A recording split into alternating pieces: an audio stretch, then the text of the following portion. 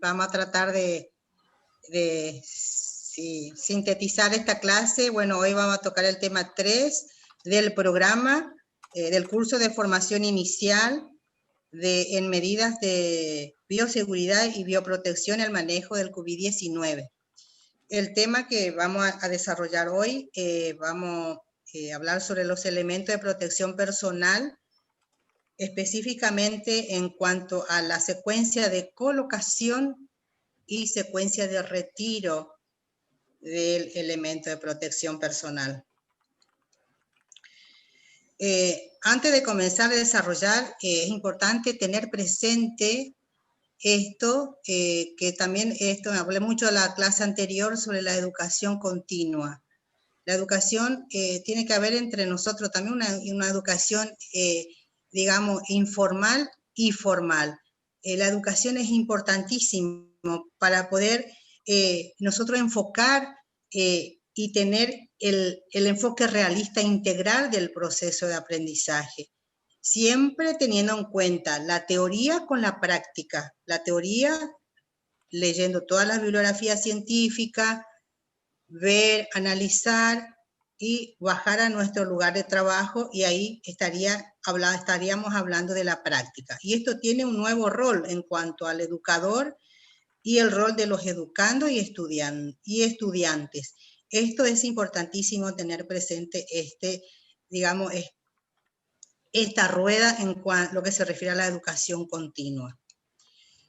En cuanto a las recomendaciones del uso de los EPP para el personal de la salud, de acuerdo al lugar de trabajo y al tipo de actividad. En este cuadro, ustedes van a ver, este cuadro está a nivel nacional también, pero nosotros lo tuvimos que bajar y adaptar en Corrientes, y cada institución, cada centro adaptó a su institución.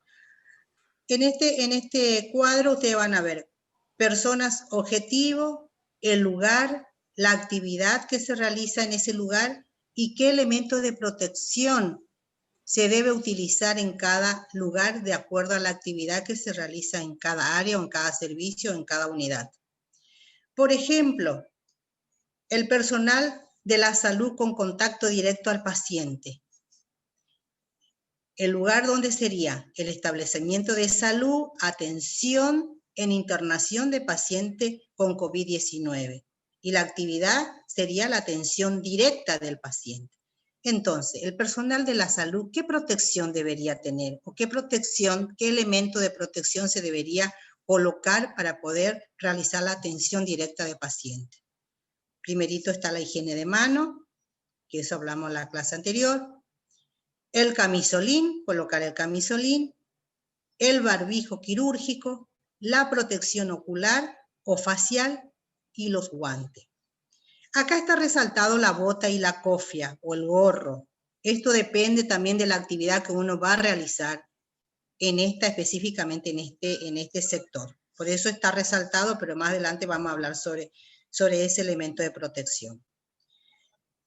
Vamos a ver, por ejemplo, en otro lugar, habitación o sala de paciente con COVID-19. Realización a este paciente que está internado en una sala, se debe realizar o se realizan procedimientos que generan aerosoles y áreas donde se realizan los mismos, como por ejemplo cuidados críticos.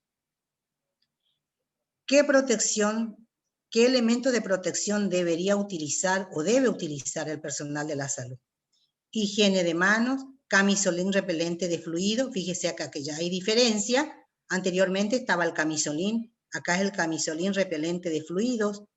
El respirador, el famoso barbijo N95, más el barbijo quirúrgico por encima para proteger el 95. En el anterior no estaba esto. Protección ocular es igual, o facial, guante, botas y cofia. Personal trabajador, como por ejemplo, de servicios generales, por ejemplo, el personal de maestranza, el personal de higiene ambiental o el personal de limpieza, de ropería. ¿Qué actividad realiza? ¿Qué actividad se realiza en esta área? Ingreso a la habitación de paciente, como por ejemplo el personal de limpieza que va a entrar en una habitación. ingresa para hacer la habitación, para hacer la limpieza del paciente. Entonces, este personal de limpieza o este personal de maestranza, como por ejemplo un personal de mantenimiento, va a ingresar a la atención en la habitación del paciente, ¿qué protección se debe colocar? ¿Qué elemento de protección se debe colocar este personal? Entonces, figura acá, higiene de mano, camisolín, barbijo quirúrgico de protección, protección facial ocular, guantes de goma, bota y cofia sigue igual. El personal de laboratorio, el técnico, el bioquímico, que ingresa a la habitación del paciente para la manipulación de muestras respiratorias, como por ejemplo la muestra del hisopado nasofaríngeo. El personal se debe realizar higiene de manos, camisolín repelente de fluidos, respirador N95, si implica procedimiento que genera aerosoles, tengan presente esto, si no lo va a realizar procedimiento que genera aerosoles, no es necesario colocar barbijo N95. Si genera el procedimiento aerosoles, hay que colocar barbijo N95 más barbijo quirúrgico para proteger el barbijo N95. El barbijo quirúrgico si no implica generación de aerosoles, la protección ocular o facial siempre y los guantes. Todo el personal de la institución, el laboratorio, por ejemplo, el laboratorio, tareas administrativas que involucran a pacientes, sería la secretaria, todo el personal que trabaja en la parte administrativa. ¿Qué elemento de protección debería utilizar ese personal que trabaja en área administrativa del servicio de laboratorio? El famoso tapaboca o tapa nariz y boca e higiene de mano frecuente. Áreas administrativas, como por ejemplo, también para todo el personal, área de alimentación o de cocina, cuando involucra la atención de pacientes. O sea, que toda aquella persona o aquel personal o aquel personal de recursos humanos que no involucra la atención directa del paciente, no hace falta colocarse el camisolín y el barbijo quirúrgico, ni mucho menos el barbijo N95. Entonces acá vuelve a aparecer la famosa tapa boca-nariz, higiene de mano frecuente. Área de cocina no involucra la atención del paciente, porque el personal de la cocina realiza la dieta del paciente, hace la dieta, y el que sirve también la bandeja en el área que llega hasta la habitación del paciente, pero no ingresa, entonces ese personal se debe colocar el tapaboca nariz y higiene de manos. En atención de pacientes ambulatorios en el contexto de la pandemia. Ahora estamos en plena pandemia. ¿Qué es lo más importante en cada institución que ustedes habrán visto? Si alguna vez fueron a alguna institución en esto, desde marzo que estamos trabajando en esto, el famoso servicio o área de triage que le llaman. Eso en español es clasificar. Se debe clasificar las personas o el paciente que ingresa de acuerdo a los signos y síntomas y de acuerdo a la definición de caso de COVID-19. Entonces, en el área de triage, ¿qué debemos hacer? ¿O cómo se debe proteger el personal? El personal de vigilancia en este caso y el personal de la salud con contacto directo con pacientes. La actividad que realiza el personal de vigilancia se debe realizar la higiene de manos con alcohol, con solución a base alcohólica. ¿Qué protección debe utilizar este personal de vigilancia? Higiene de manos frecuente, barbijo quirúrgico, dado que se encuentra dentro del área del triage, y mantener una distancia de 1,5 metros a 2. Ahora estamos entre 1,5 metros a 2, que eso todavía no se ve mucho, no se puede corregir, digamos, el distanciamiento en la comunidad. El personal de la salud con contacto directo de paciente, que también la actividad que realiza esta persona que trabaja en el triage debe realizar la clasificación del paciente de acuerdo a la sintomatología, signos y síntomas que presenta el paciente. Entonces, esa persona que realiza la clasificación a ver si realmente ese paciente es un caso sospechoso y donde debe estar atendido, es el personal que se tiene que proteger. En este caso, ese personal se debe higienizarse las manos, tiene que tener las barreras físicas, por ejemplo, con un vidrio acrílico, en este caso, no requiere elemento de protección personal. Si tiene esta barrera física con vidrio acrílico, algunos ponen plástico de 120 micrones como barrera física. Si no hay barrera, en ese lugar hay que colocarse el barbijo quirúrgico, protección ocular o facial y mantener la distancia mayor a 1,5 metros. En el consultorio, paciente con o sin síntomas respiratorios. Un paciente que ingresa a la institución, que no, puede ser que tenga síntomas o no. Entonces, es importante siempre la higiene de manos, el camisolín hidrorrepelente, contar estos elementos en el consultorio, el barbijo quirúrgico y la protección ocular o facial. Esto debe estar siempre en un consultorio.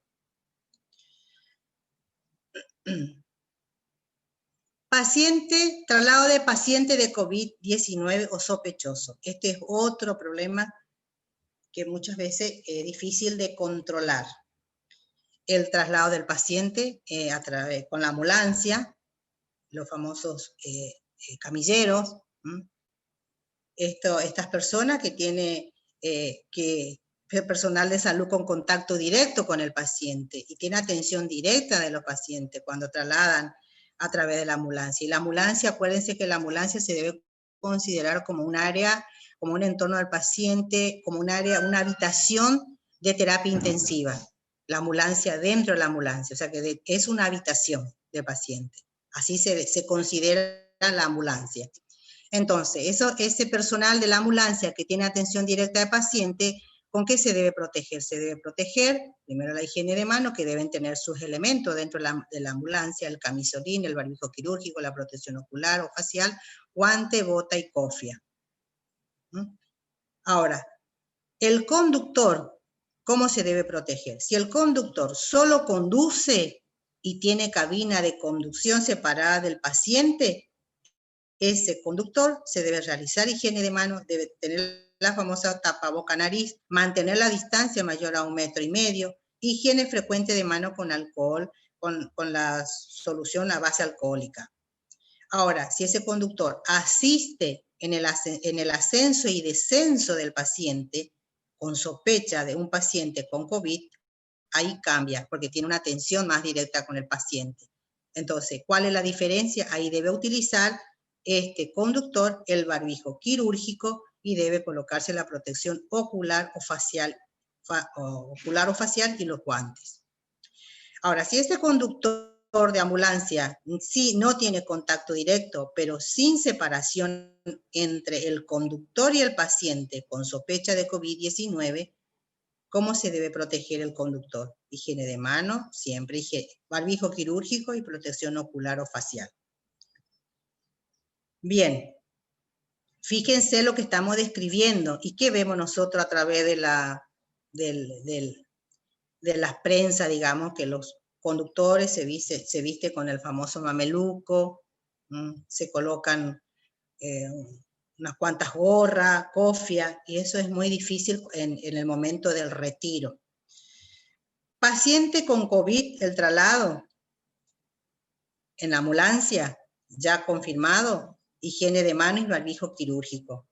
Trabajadores de maestranza o limpieza para la ambulancia, porque la ambulancia también hay que limpiar y hay que decontaminar, limpieza antes y entre el traslado de un paciente a otro. Siempre ese personal de maestranza o de limpieza, ¿cómo se debe proteger? ¿Qué elemento de protección personal debe utilizar? Debe utilizar el camisolín, el barbijo quirúrgico, porque puede haber aerosoles dentro de la ambulancia, entonces por eso es el barbijo quirúrgico, máscara facial, guantes de goma, botas y cofia.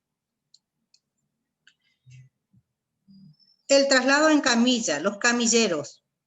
Los camilleros trasladan al paciente, las camillas tienen que estar limpias con solución a base alcohólica antes y después del traslado o cambio de la cubierta descartable. El personal debe cumplir con la higiene de mano, colocarse barbijo quirúrgico, camisolín, protección ocular o facial, guante, botas y cofia. Acá en este cuadro no está la famosa silla de rueda. La silla de rueda también muchas veces se traslada al paciente, pero la silla de rueda nadie limpia, nadie decontamina. ¿Y cuántos pacientes utilizan la silla de rueda?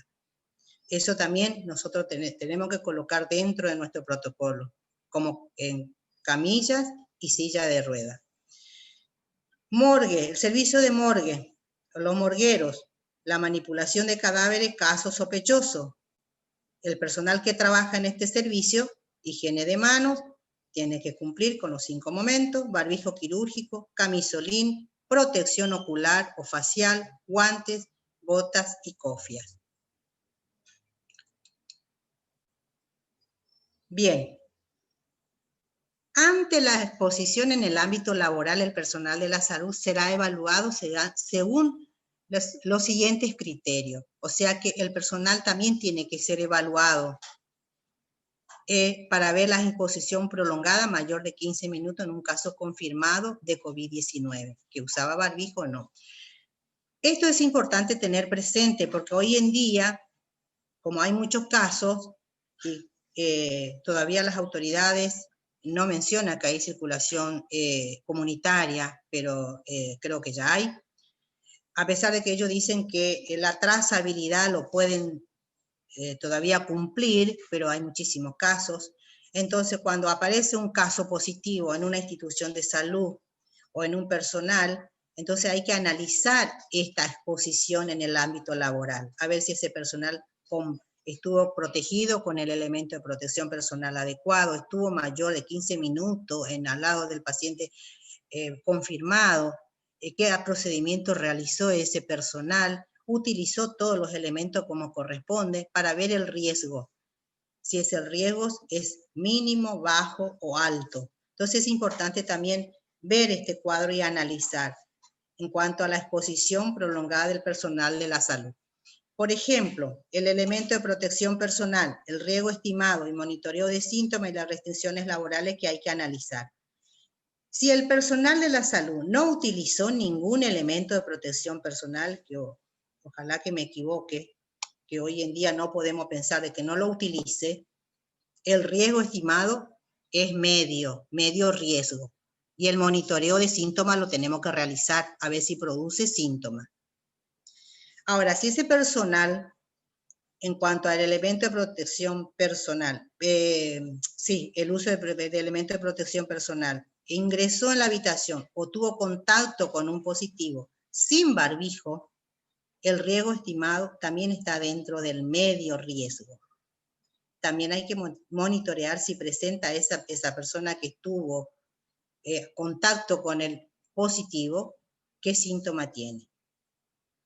Acá hay que analizar las restricciones laborales. Hay una exclusión laboral y aislamiento preventivo obligatorio por 14 días desde el último contacto con el caso positivo. Y esto es muy complicado, se complica muchísimo, porque hoy en día hay personal de la salud que están en aislamiento 14 días, mientras los centros de salud quedan sin personal. O sea que es muy complicado cuando se aplica todo este protocolo. Por eso es importante tener presente y siempre tener adherencia al elemento de protección personal para la atención de paciente. Y hoy en día esto ya lo tenemos que incorporar, que todos los pacientes que estamos recibiendo en un centro de salud, entre comillas, es COVID sospechoso.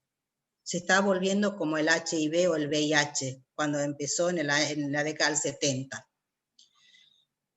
Ahora, si el elemento de protección el personal tuvo contacto con ese positivo, con ese caso sospechoso, sin protección ocular, fíjense, sin protección ocular, el riesgo estimado es bajo, pero también hay que hacer el monitoreo. Acá no necesita restricciones laborales, ¿sí? Sin protección ocular. Ahora, si el personal tiene completo el uso de elementos de protección personal, es también bajo el riesgo estimado, pero igual hay que monitorear, hay que seguir el monitoreo del personal a ver qué signos y síntomas presenta. Tampoco se debe indicar las restricciones laborales, o sea, el aislamiento es obligatorio por 14 días. Esto es interesante tener presente, esta es una discusión que tenemos siempre nosotros a nivel nacional y a nivel provincial, porque hay que empezar a analizar caso por caso, a ver cómo estuvo el personal trabajando al lado de un caso sospechoso para poder ver qué riesgo estimado es, si es bajo, medio, alto, y a ver qué restricciones laborales se debe indicar a ese personal.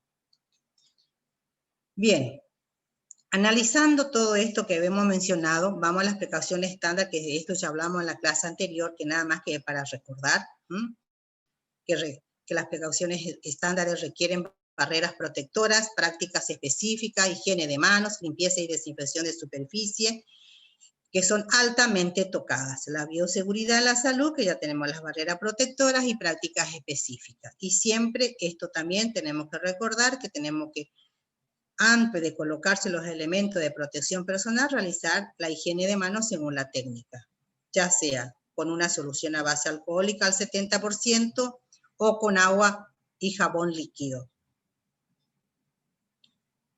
Bien, ¿cuáles son las secuencias prácticas que hay que tener en cuenta en esto? Esto ya vimos, así que vamos a ir directamente a las normas y los pasos que tenemos que realizar cuando nos colocamos el elemento, nada más que esto es como un recordatorio, voy a pasar rapidito para recordarnos que habíamos hablado en la clase anterior. Bien.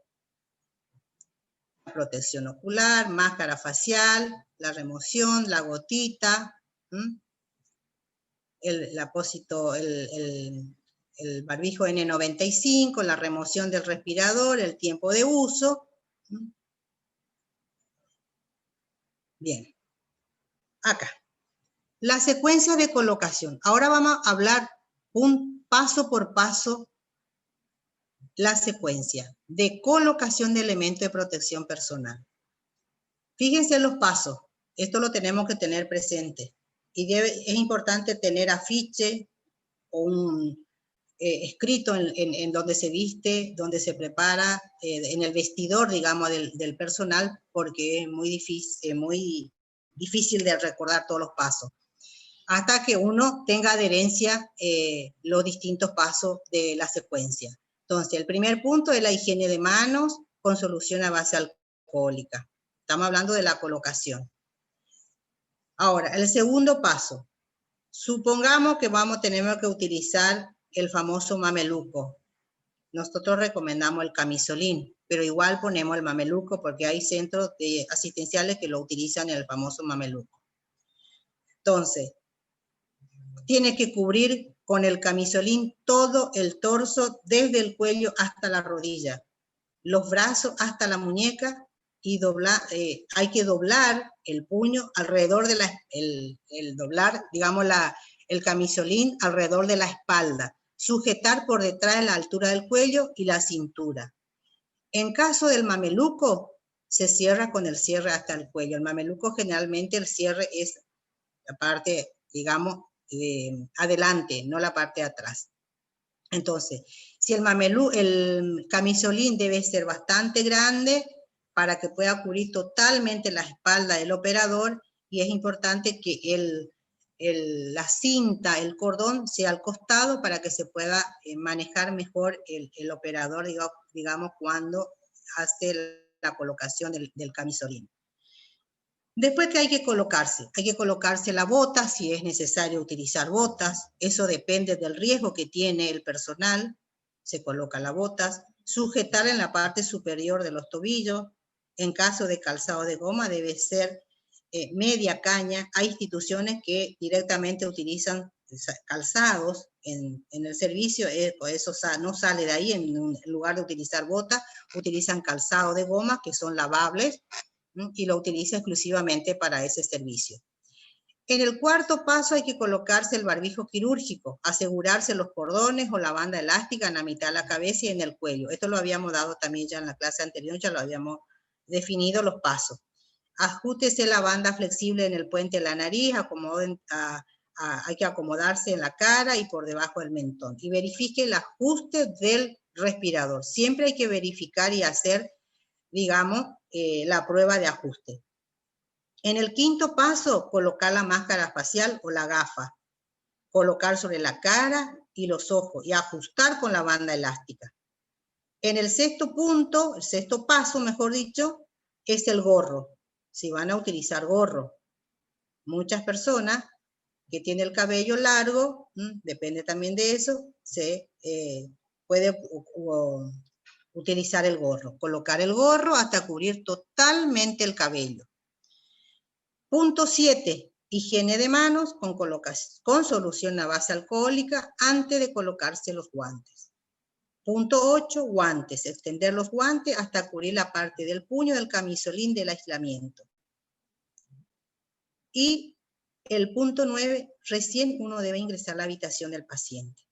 Fíjese, tiene para la secuencia de colocación, tiene 9 pasos. Primero me tengo que higienizarme las manos, colocarme el camisolín o el mameluco, después la bota, el barbijo quirúrgico, la máscara facial, el gorro, la higiene de manos, guantes y luego ingresar a la habitación del paciente. Debe haber un vestidor para realizar esto. Lo más importante es la secuencia de retiro. Acá ustedes vieron que el higiene de manos está al primer punto y en el punto 7. ¿Por qué? Porque estos elementos de protección personal son limpios, no están contaminados.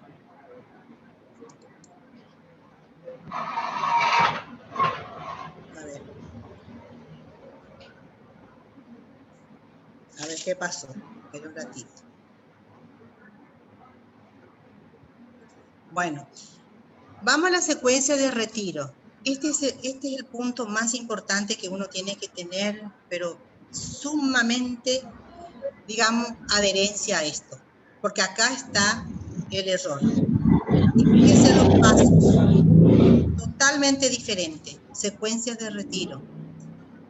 Primerito, retirar los guantes. El exterior de los guantes no vamos a describir porque eso ya lo describimos en la clase anterior, cómo hay que retirarse los guantes. El exterior de los guantes está contaminado y hay que asegurarse que el retiro de los guantes no cause contaminación adicional de las manos. Entonces hay que tomar la parte exterior del guante con la mano opuesta, retirar, sostener el guante que se retiró con la mano enguantada, deslizar los dedos, retirar el guante de manera que acabe cubriendo el primer guante y descartar los guantes en el recipiente de desecho de bolsa roja. Debe haber un estar para retiro, para colocación de elementos de protección personal y debe haber otro sector, otro vestidor, mejor dicho, de secuencia de retiro de elementos de protección personal. No se debe colocar en el mismo vestidor, no se debe hacer la secuencia de retiro. Debe estar separada, el área debe estar separado. El segundo paso, entonces, el primer paso es el retiro de guantes. El segundo paso es realizar la higiene de mano. Acá van a ver que cada retiro de elemento de protección personal se debe realizar la higiene de mano ¿con qué? Con la solución a base alcohólica. Eso es segundo, porque eso también cuestionaron el personal, que por qué tanto higiene de manos que van a perder tiempo, ¿no? Segundo, es la técnica de higiene de mano a base alcohólica. A ver.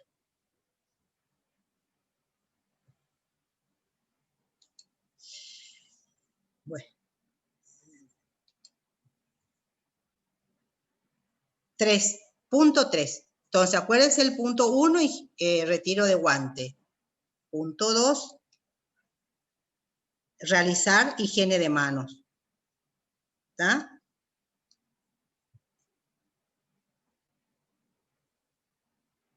Punto 3.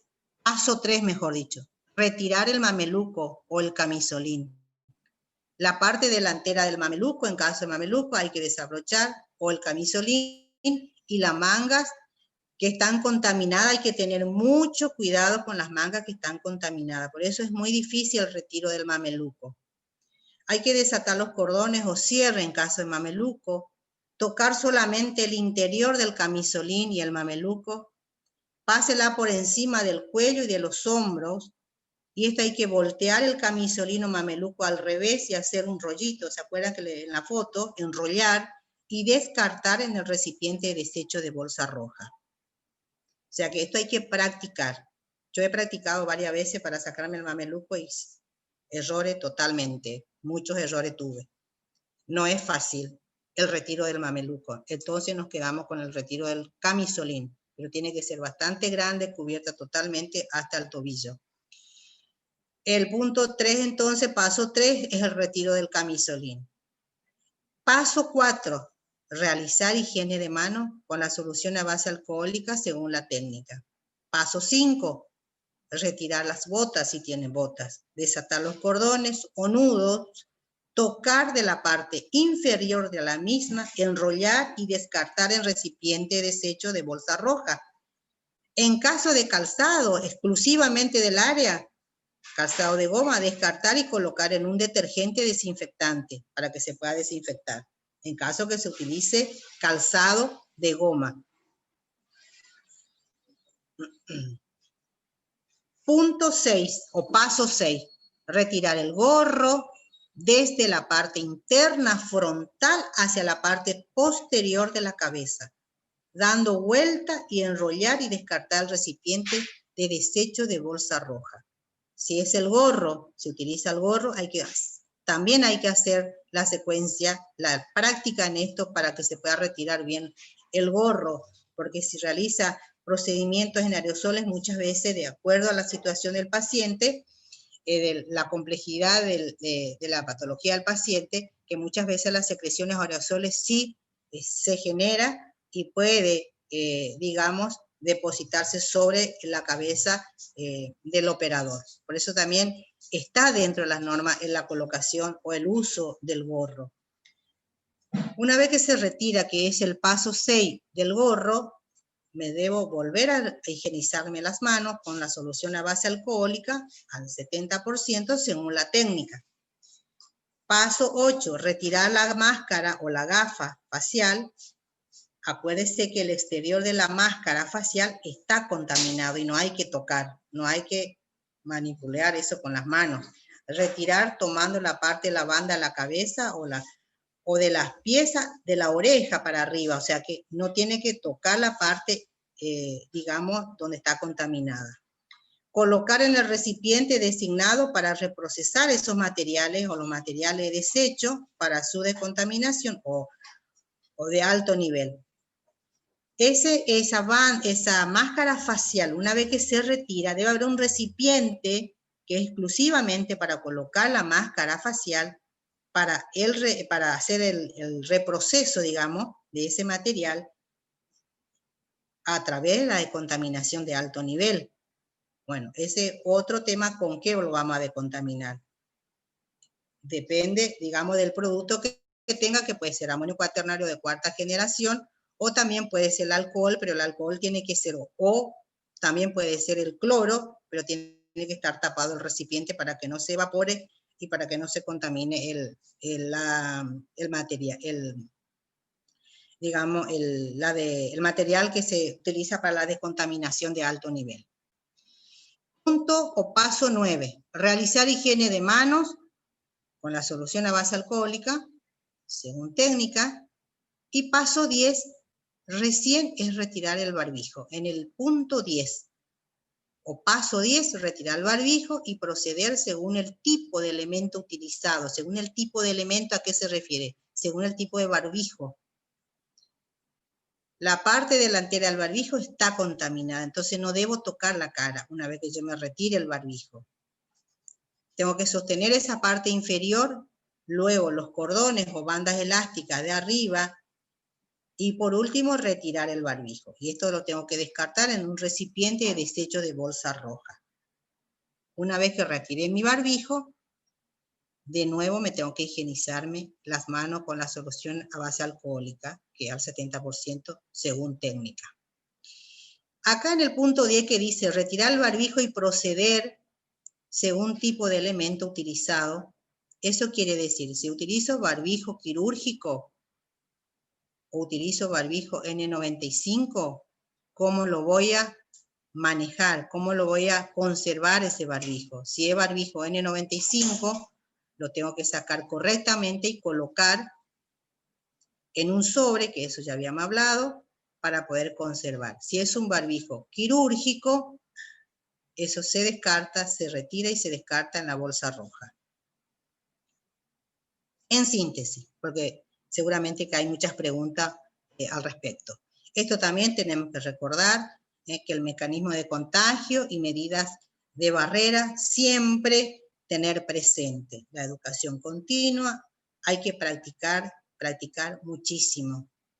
Practiquen, por favor, practiquen, porque una vez que ustedes están al lado de un paciente sospechoso o confirmado, es muy difícil de acordarse todos los pasos. Entonces es importante practicar para poder implementar el protocolo de trabajo que está en ejecución y tener la adherencia a esas normas. Entonces es importante tener presente esto.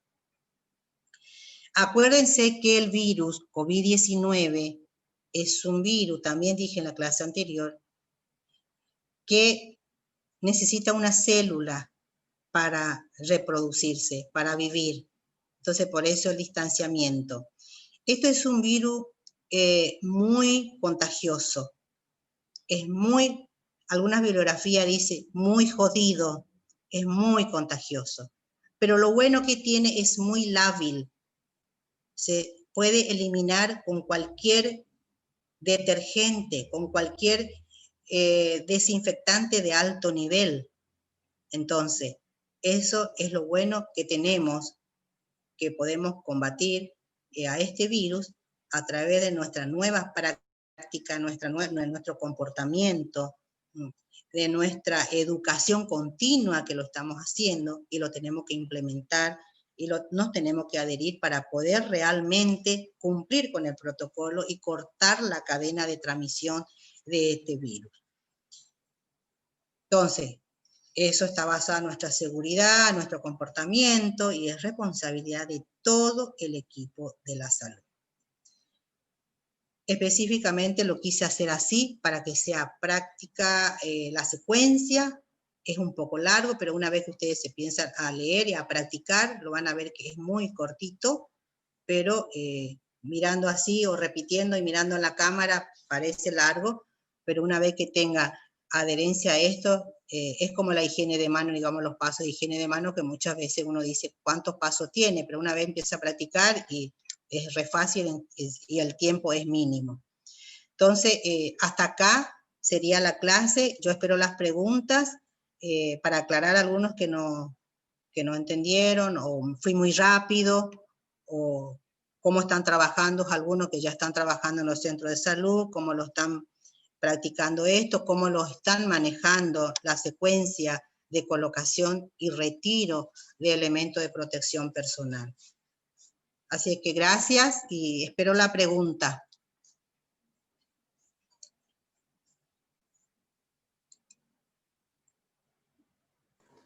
Gracias, Lick, muy amable. Ahí hay una pregunta de Ivonne, dice, el barbijo N95, volvemos al N95, como es de uso prolongado, ¿hay que desinfectarlo o con qué se puede desinfectar para volver a usarlo? A ver, espera que me salí de la... A ver. Me salí de la reunión, me parece. No, está con nosotros. ¿Está? Sí. Bueno. ¿No me escuchaste? Puedes dejar de compartir la pantalla si querés, Lick. Sí, eso estoy queriendo hacer. Bueno, después te decimos las preguntas. Pueden seguir escribiendo las preguntas, yo leo a la licenciada. A la futura magíster.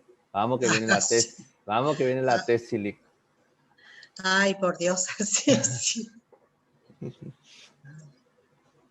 Listo. Estamos, gracias, Lick. ¿Te leo la pregunta sí, o sí, sí. lo pudiste escuchar? A ver si que... Dice sobre el N95. Sí. Hay que desinfectarlo. ¿Con qué se puede desinfectar para volver a usarlo? Dice. N95 no se desinfecta. N95 hay que saber retirar y colocar en un sobre de papel absorbente para conservar. No se lava, no se decontamina, no se coloca ningún producto. Ese Acá es el N95. El N95, perfecto. Y después dice Daniel, dice, en el caso del control de signos vitales, ¿cómo sería la forma de tomar la frecuencia respiratoria y pulso? Ya que tenemos el mameluco, por ejemplo, dice.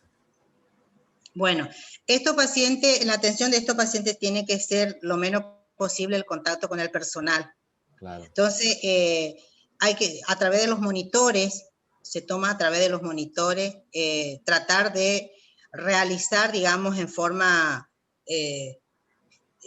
¿cómo le voy a decir? Sistematizada. No virtual, sino que no tener mucho contacto con el paciente. Eso hay que evitar.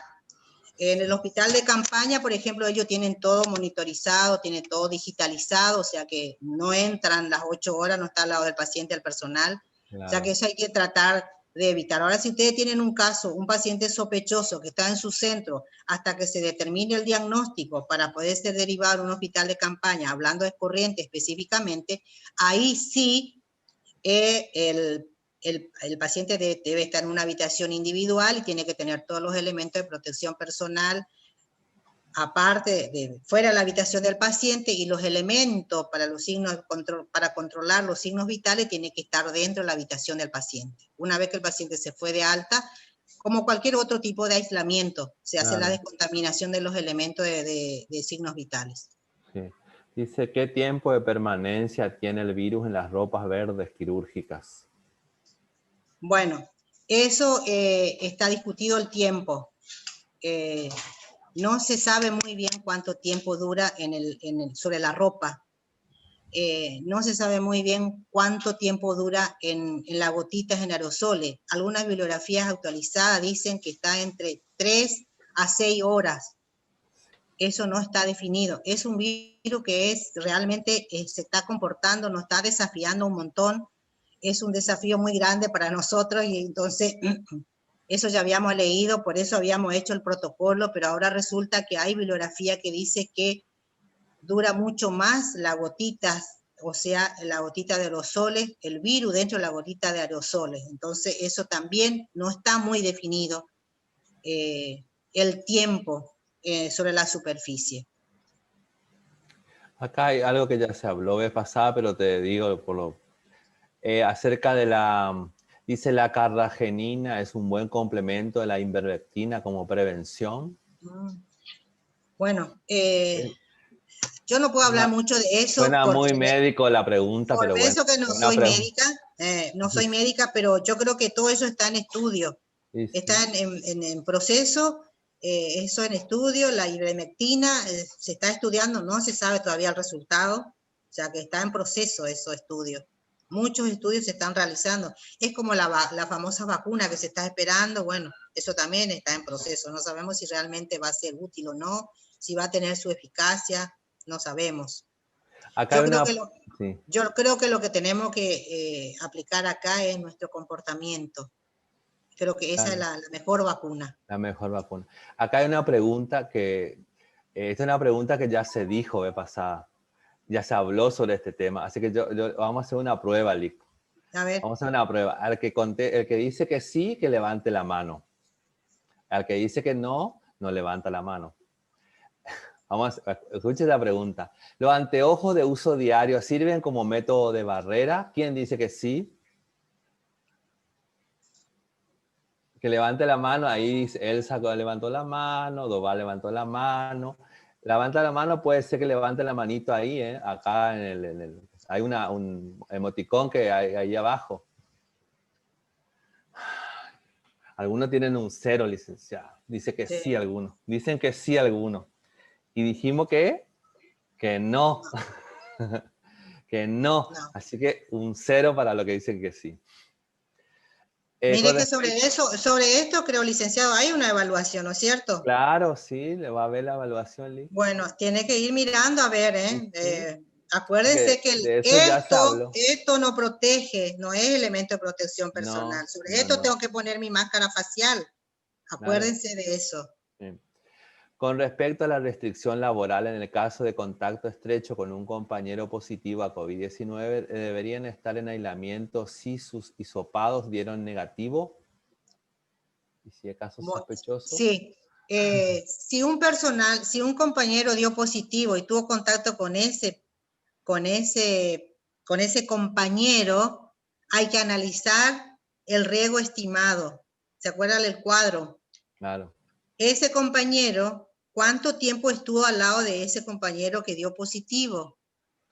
¿Estuvo más de 1 metro, menos de 1 metro, o más de 2 metros, 1 metro y medio, 2 metros? El distanciamiento, utilizó la barrera facial, compartió mate, compartió vaso, porque eso seguimos viendo.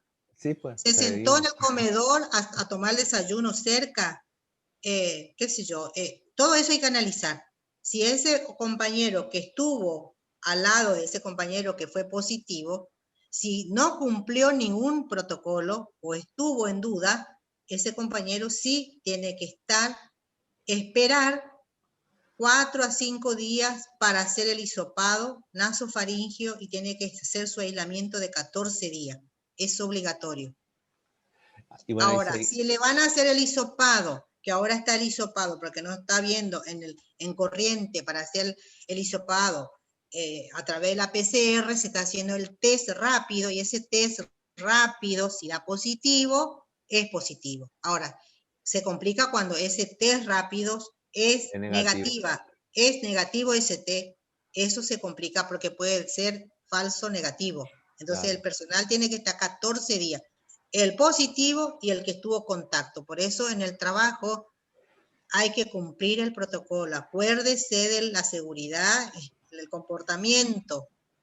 De eso esa es nuestra mejor vacuna. No debo acercarse mucho a mi compañero, lamentablemente, porque no sabemos con qué virus está viniendo de la comunidad. Puede venir del vecino, de la casa, como puede ser asintomático, porque eso es lo que está pasando hoy en día. Mucho personal de la salud lo ingresa a la institución del virus de la comunidad con, digamos, son asintomáticos y después empiezan a aparecer los síntomas, pero ya infectó o tuvo contacto con muchos compañeros de trabajo. Entonces, por eso hay que cumplir el protocolo. Ahí hay de vuelta con la ivermectina, pero bueno, es una pregunta, así que tengo que hacerla, Liz. ¿Sí? Más allá del consentimiento informado sobre la ivermectina, ¿es conveniente tomar? Pregunta Doval. Eso es muy, muy personal. Claro. Si yo quiero tomar, tengo que firmar el consentimiento informado. No es una obligación. No es obligación. Y después un médico me tiene que controlar para ver si tengo efectos colaterales a la droga. Un médico tiene que hacer el control, el monitoreo de esa persona que tomó la ivermectina. Eso está en el protocolo, en el protocolo del Ministerio de la Salud, de la provincia. No sé, creo que recibieron ustedes en los hospitales, no sé si usted está trabajando en un hospital, pero los hospitales, también los privados, están solicitando para administrar a su personal, porque están viendo de que algunas ventajas tiene la droga. Y bueno, y tiene muy pocos efectos colaterales y se está utilizando mucho. Bueno, pero si yo tomo la ivermectina y no me coloco bien mi barrera, es lo mismo que nada. Si yo tomo la ivermectina y no, tengo que igual usar la barrera facial. Acuérdense que tiene que cubrirse el rostro es lo fundamental, porque el virus ingresa en ojo, nariz y boca. Acuérdense de eso. Sí. Con respecto a los protocolos de colocación y retiro, estamos conscientes de que las instituciones no están adecuadas para todos los protocolos, pero ¿de qué manera están trabajando para lograr trabajar de manera eficaz? Dice un alumno. Todos están haciendo... Todas las instituciones de salud pública, no sé de qué, si me dice de salud pública, privados, algunos, no puedo hablar de muchos privados, yo trabajo en 2 privados y algunas auditorías hago acá en Capital, la mayoría tienen sus propios protocolos. Y los hospitales más aún. Tienen el protocolo a nivel nacional. Esto que yo le mostré a ustedes en la diapositiva, este es el protocolo del hospital de campaña. Y este protocolo se distribuyó en todos los hospitales. Entonces, cada uno tiene su propio protocolo. Por supuesto que esto se debe adaptar a su lugar de origen. Ahora, esa institución que no tiene protocolo, no tiene norma, porque ¿qué es un protocolo? El protocolo es una guía de acción para guiarnos qué debemos hacer. Y eso se convierte en normas y son parte también de las recomendaciones. Entonces, yo creo que todas las instituciones tienen su recomendaciones y su protocolo, sí. Sí. Después dice, con respecto a la secuencia de retiro de los equipos de protección personal, el paso 6 corresponde al retiro del gorro. ¿No se complica el retiro de este antes de que el retiro de la protección facial, ya que estos se ajustan a la cabeza, o sea, arriba del gorro? A ver, por eso hay que colocarse bien. Claro. Hay que colocarse bien. El gorro por eso estaba ensombreado el gorro y la cofia. Debo usar el gorro si realmente tengo riesgo de salpicarme la cabeza, por ejemplo. Ahí me coloco el gorro. Yo lo que tengo que tratar de no colocarme cosas que después no, elemento de protección personal que después me va a dificultar con el retiro. ¿Entiende? Porque eso también es un poco de creatividad del personal de la institución. Por eso le decía, cada institución debe tener su propio protocolo. Puede usted mirar de otra institución y lo adaptan. Si a mí me parece que primero, porque para la pandemia uno puede modificar la secuencia. Ahora, si a mí me parece que mejor retirar primero el gorro y después la máscara, porque lo voy a hacer en un área de secuencia de retiro, porque ya no está el paciente al lado mío, yo lo puedo modificar la secuencia.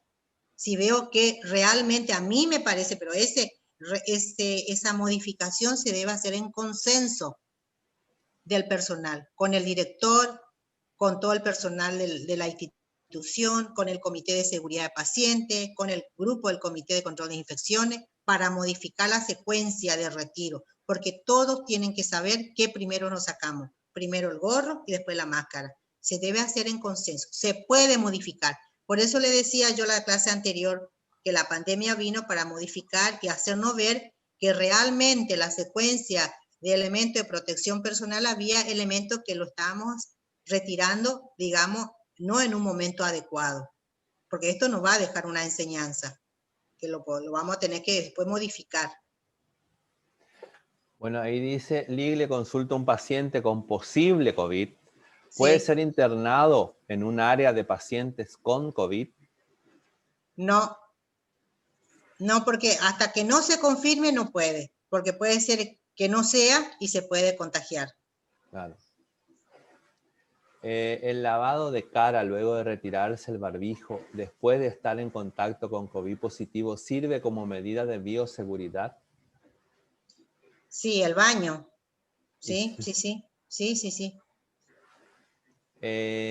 Si la habitación está con aire o con ventilador del paciente, las partículas de aerosoles, la desinfección debe hacerse total de la habitación y en cuántas de no se entiende lo que dice. Eso más o menos lo que entiendo. Bueno, ventilador no se recomienda.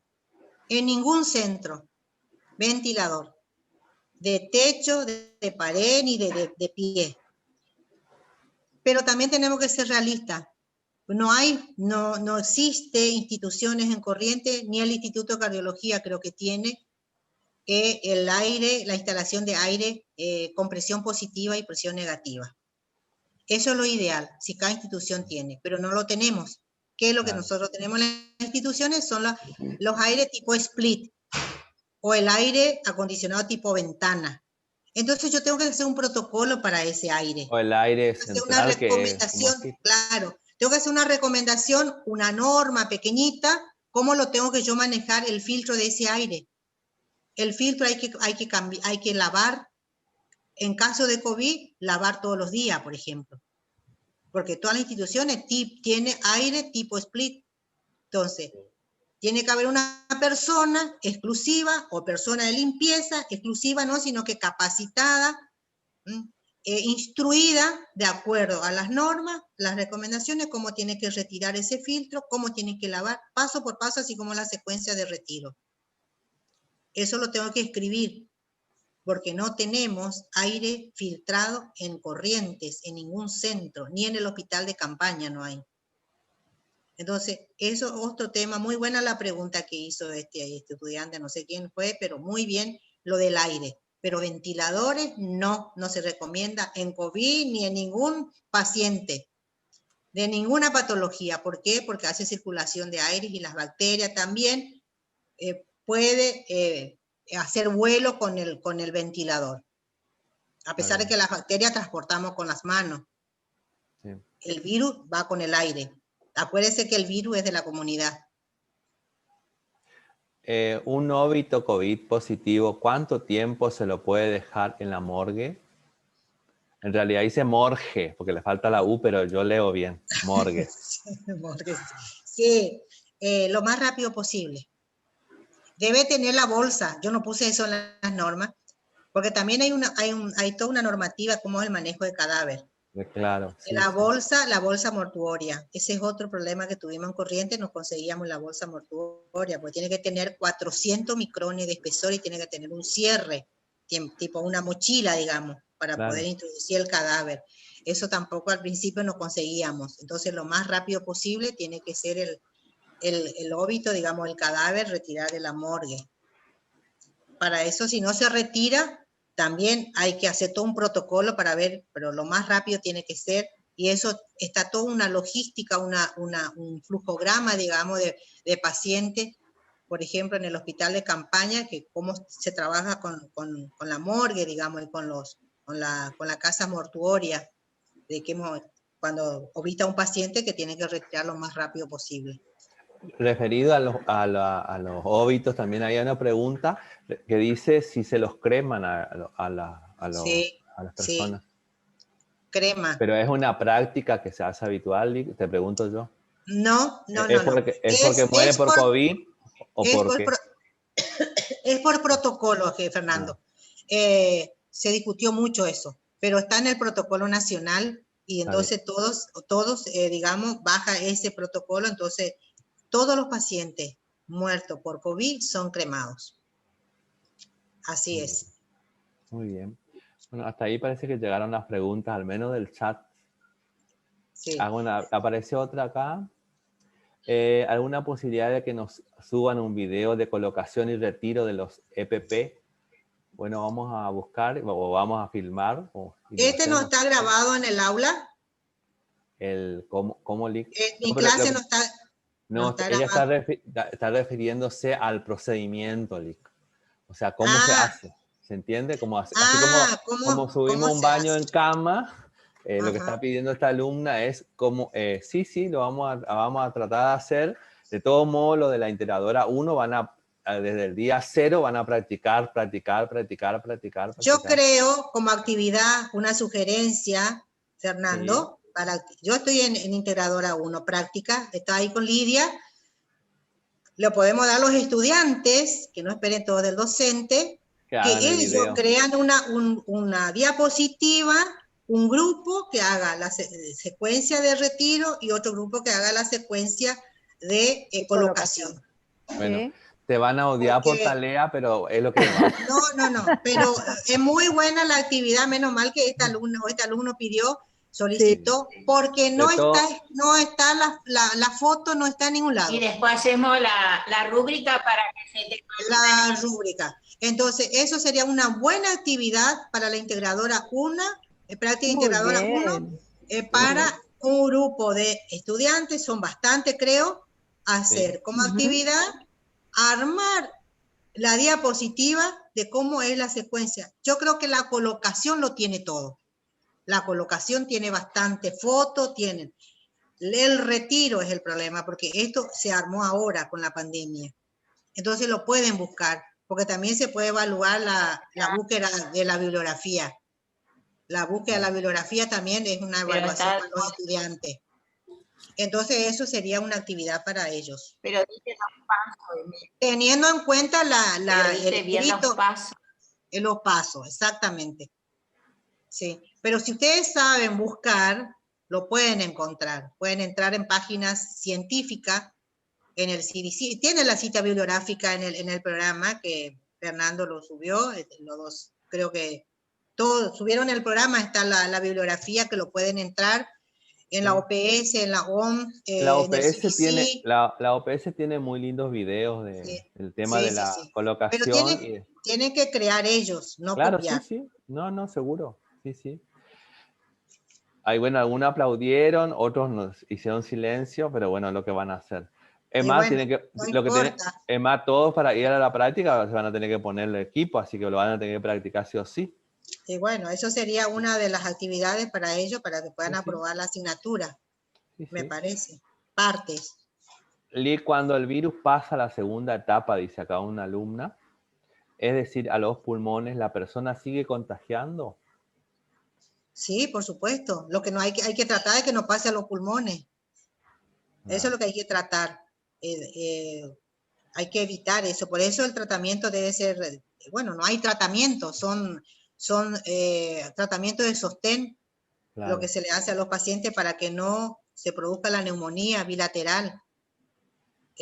Cuando el virus va a los pulmones y son neumonías bilaterales, la carga viral es altísima, altísima la carga viral, y ahí contagia con los aerosoles, con los procedimientos que le realizan los operadores, ya sea médicos, kinesiólogos, lo que hacen procedimientos invasivos a nivel respiratorio, producen aerosoles, impresionante la carga viral que tienen esos pacientes.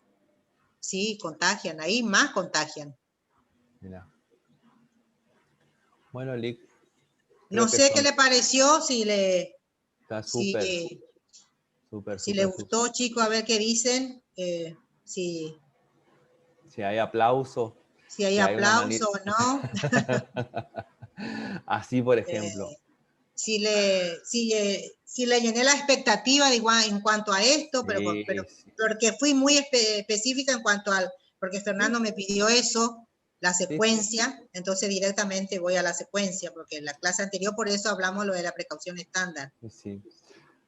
Que también hay que seguir usando, no hay que... Por supuesto, Más aún, ojo, más aún. tiene que ser, esto es aislamiento respiratorio aéreo más precaución estándar, así están las Claro. normas. Sí, sí, tal Siempre cual. la precaución estándar, pero cambió nada más que la secuencia.